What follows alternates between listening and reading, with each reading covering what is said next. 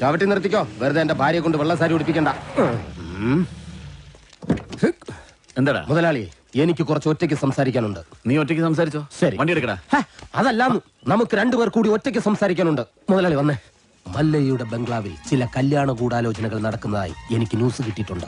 ആശാന്റെ പെൺമക്കളെ മല്ലയും മുരുകനും ചേർന്ന് പടലിയോടെ കെട്ടാൻ പോണത്രേ. അതിലൊരു ചതി ഇല്ലേ? എന്ത് ചതി? അപ്പ മുതലാളിയുടെ ഡോക്ടർ പെണ്ണിനെ ആ മല്ലയ്യ കെട്ടില്ല. ഓഹോ, അപ്പൊ നീ മല്ലയുടെ ഭാഗത്താണോ?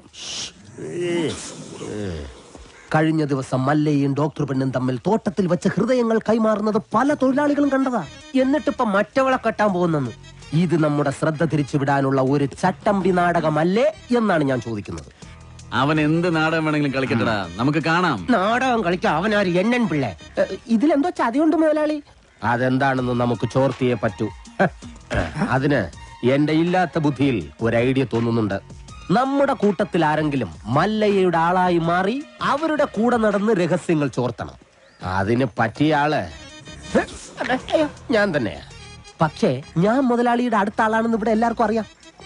അല്ലെങ്കിൽ ഞാനും മുതലാളിയും തമ്മിൽ തെറ്റിയെന്ന് ആൾക്കാരെ വിശ്വസിപ്പിക്കണം. അതൊക്കെ വലിയ ബുദ്ധിമുട്ടല്ലേ? അതിലൊരു ബുദ്ധിമുട്ടും ഇല്ല. അത് വിശ്വസിപ്പിക്കുന്ന കാര്യം ഞാൻ ഏറ്റു. അതെങ്ങനെ? ഞാനും മുതലാളിയും കൂടി നിന്നെ ഇവിടെ ഇട്ടിപ്പോ പരസ്യമായി തല്ലാൻ പോകും. തല്ലാനോ? അയ്യോ, അത് വേണ്ട. എനിക്ക് ചിലപ്പോ നോവും. നീ പറഞ്ഞ ഐഡിയ നല്ലതാടാ തന്നെ മുതലാളി. അപ്പൊ ഞാൻ തന്നെ തുടങ്ങി. തമാശ കളിക്കല്ലെന്ന്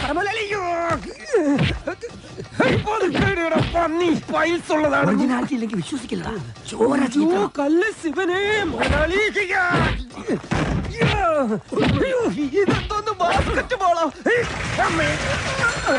വേണ്ട, മേലിൽ നിന്റെ മുതലാളിയുടെ മുന്നിൽ കണ്ടുപോയത്. മല്ലയ്ക്ക് സ്തുതി പറഞ്ഞവൻ മല്ലയ്യയുടെ കൂടെ പൊക്കോണം. ഇനി എന്റെ കരുത്ത് മുഴുവൻ ഞാൻ മല്ലയ്ക്ക് വേണ്ടി ഉപയോഗിക്കൂടാ. കാട്ടാപ്പള്ളി ഇനി അവിടെ വരെ എങ്ങനെ നടന്നെത്തുവെന്തോ. ഇത്രയും കാലം കാട്ടാപ്പള്ളിയുടെ കൂടെ നടന്നിട്ട് എന്ത് ധൈര്യത്തിലാണ് നീ കൂടെ കയറി വന്നേ? പൊക്കണം.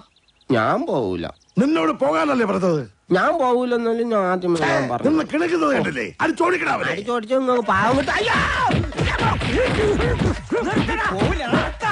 ഒരു ഗുണ്ടെ തല്ലുന്നതിനൊക്കെ ഒരു അതിലുണ്ട്. ഇതല്ല പഞ്ചായത്ത് പട്ടികൾക്ക് എല്ലാം കഷണം കിട്ടുമാതിരി ഒരുമിച്ചല്ലേ കടിച്ചു പറിക്കണത്. നാണമില്ലടാ നിനക്കൊക്കെ. ധൈര്യം ഉണ്ടെങ്കിൽ ഒറ്റയ്ക്ക് വാടാ. ഒറ്റയ്ക്ക് വന്നാ എനിക്ക് അത്രയും കുറച്ചടി ഉണ്ടാ മതിയല്ലോ. മല്ലയാ, ഞാൻ പോകണേ. എല്ലാരും കൈവച്ചല്ലോ. ഇനി ആർക്കും പരാതിയില്ലല്ലോ. ഇതൊരു കാര്യം മറ്റേടത്ത് ഐഡിയ ആയിപ്പോയി. അവിടുന്നും കിട്ടി ഇവിടുന്നും കിട്ടി. ഇനി മരിച്ചാൽ ഐഡിയ പറയില്ലേ? അവനാ നാഗേന്ദ്രൻ പറഞ്ഞു വിട്ടതായിരിക്കും നമ്മ രഹസ്യങ്ങൾ സോർത്താൻ.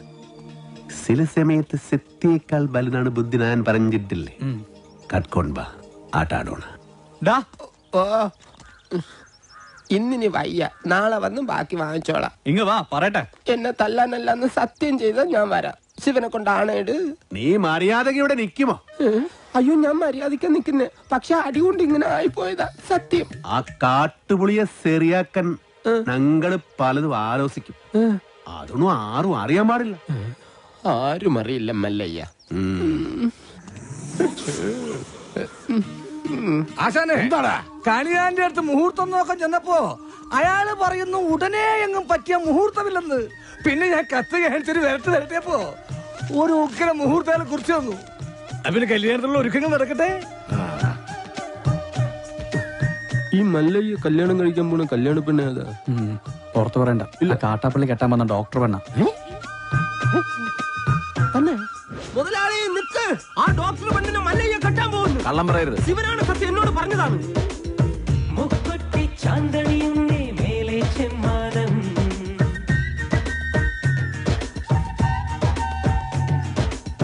മുഴുനീളെ പട്ടുനൊറിഞ്ഞ് താഴെ ചെമ്പാടം.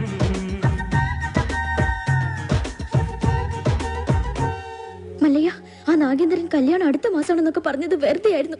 ദേ, ഇപ്പൊ എന്നെ ബലമായി പിടിച്ചോണ്ട് പോയി താലി കെട്ടാൻ പോവാ. വാതിൽ തുറക്കടി.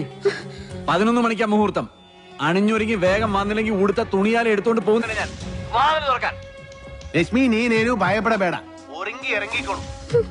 അവൻ നിന്റെ കളത്തിൽ താലി കെട്ടില്ല. ധൈര്യമാക്കിരോ. സോറി.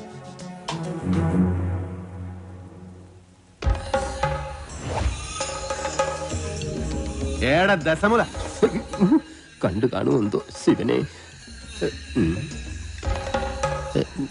എന്താ ഇവിടെ ബട ദേ വന്നു. നീ അറിഞ്ഞോ? ഇല്ല. ഇന്ന് 11 മണിക്ക് നാഗേന്ദ്രൻ ആ ഡാക്ടർ പെണ്ണിനെ കല്യാണം കെട്ടാൻ പോണു.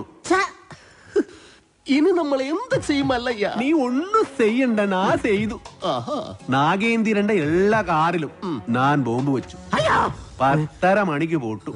നന്നായി. നിൻಗೆ ನನ್ ಬಗ್ಗೆ ಗೊತ್ತಿಲ್ಲ ನನ್ ಹಂದಿ ಮಗನೇ.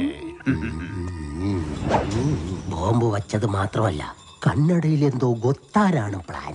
ശിവനെ, ഞാൻ ചെല്ലുന്നതിന് മുമ്പെങ്ങാനും ബോംബ് പൊട്ടിയ മുതലാളിയുടെ ഇറച്ചി കഷ്ണം കാക്ക കൊത്തിക്കൊണ്ട് പോവേ ഉള്ളു. മാറുകാളെ അക്കന്മാരെ ദഹിപ്പിക്കാനുള്ള വെറുതും കൊണ്ടുപോകണം.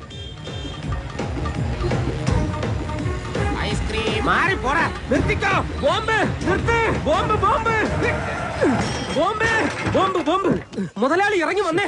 എല്ലാ കാറിലും മല്ലയ്യ ബോംബ് വെച്ചേക്കാ. അതേന്ന് കൃത്യം 10:30 തന്നെ ബോംബ് പൊട്ടും. ജീവൻ വേണമെങ്കിൽ എല്ലാരും ചാടിക്കോ. നോക്കി നിൽക്കാതെ മുതലാളി ഇങ്ങോട്ട് വന്നേ.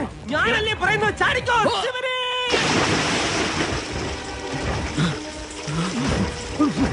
തലയിലേക്ക് ചാടല്ലടാ. ഇപ്പൊ പൊട്ടു മുതലാളി, വെയിറ്റ് ചാടാൻ വേണ്ടി മല്ലയ്യ വരുന്നുണ്ട്.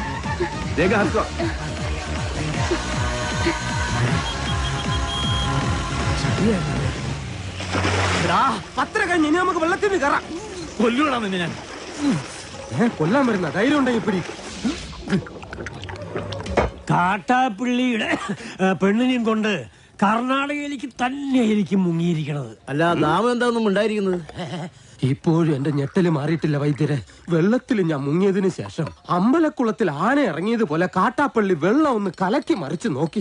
അപ്പോഴെങ്ങാനും എന്നെ അദ്ദേഹത്തിന്റെ കൈ കിട്ടിയിരുന്നെങ്കിൽ എന്റെ ശിവനെ, എന്നെ എവിടെ വെച്ച് കണ്ടാലും വെട്ടിക്കൊല്ലാനോ അയാൾ ഓർഡർ ഇട്ടേക്കുന്നത്. അങ്ങനെ പേടിച്ചു പോകുന്നവനൊന്നും അല്ല ഞാൻ. എന്നാലും വെറുതെ ചോദിക്കാം, ഈ കോയമ്പത്തൂർക്കുള്ള ബസ് പോയാലോ? ശിവനെ, മിസ്റ്റർ ദശമൂലം, നിങ്ങൾ എന്തിനാണ് പേടിക്കുന്നത്? ധൈര്യമായിട്ടിരിക്കണം. ഞാൻ ചത്തോയ എന്റെ പിള്ളേർക്ക് നീ ചെലവിനോട് കൂടാ. അതെ, വെറുതെ ധൈര്യം നിന്ന് ആളെ കൊല്ലാൻ നോക്കാം. നീ എന്തിനാ അയാളോട് ദേഷ്യപ്പെട്ടേ? ഞാൻ ആരോടെങ്കിലും കുറച്ച് ഗുണ്ടായുസം കാണിച്ചു ഒന്ന് റിലാക്സ് ചെയ്തോട്ടെ പറഞ്ഞുള്ളേ. എന്തൊക്കെ പറഞ്ഞാലും വാസുവിന്റെ മക്കളുടെ കാര്യമാണ്. നമുക്കുള്ളേരില്ല, അതിന്റെ പേരിൽ പിള്ളേരെ ഏൽപ്പിച്ചു കൊടുത്തു. മരിക്കുന്നവരെ ഞാൻ കൂടെ കാണും, എന്നെ കൈ വിടരുത്. മല്ലയ്യയുടെ കൂടെ ഇനി ഞങ്ങളുണ്ടാ. പൊക്കടാ ശിവനെ.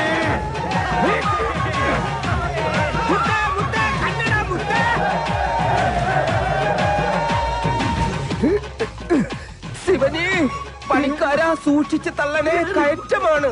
ഈ പണിയെടുത്ത് ജീവിക്കുന്നതാ ഏറ്റവും വലിയ പണി. ഈ വണ്ടിക്കാളേക്ക് സമ്മതിക്കണം. ആഹാ, നിനക്ക് ചുമടാണല്ലേ പണി, ഞാൻ വണ്ടിക്കാളയാ. അങ്ങോട്ട് സ്പീഡിന് നടകാളെ.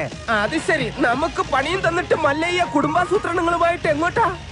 ನನ್ ಬಗ್ಗೆ ಗೊತ್ತಿಲ್ಲ ನನ್ ಮಗನೇ. കൊത്തലക്ക് നിർത്തിച്ചില്ലേ? ഹലോ, പിടിവിടല്ല പണിക്കരെ, പിടിവിട്ടല്ലേ. ഇന്നിനെ എന്നെ പ്രതീക്ഷിക്കണ്ട. ഞാൻ താഴെ